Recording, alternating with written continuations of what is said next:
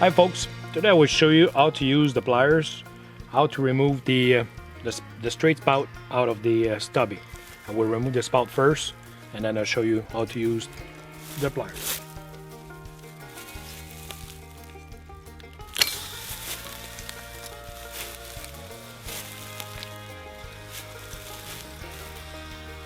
So it can be used by hand if you can, and if it's not, you cannot do it because it's thick.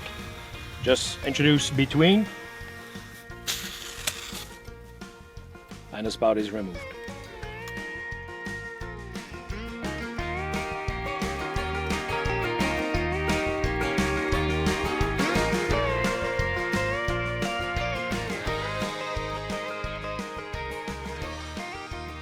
Hi folks, today I will show you the plier, how to remove the adapter of DSD.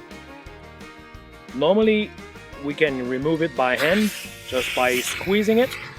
For some reason, sometimes it's still glued together, so to avoid to break anything there, we use the pliers.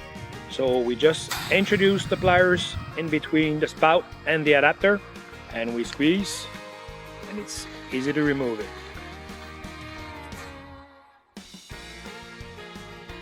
Just remember one thing, the money is in the woods.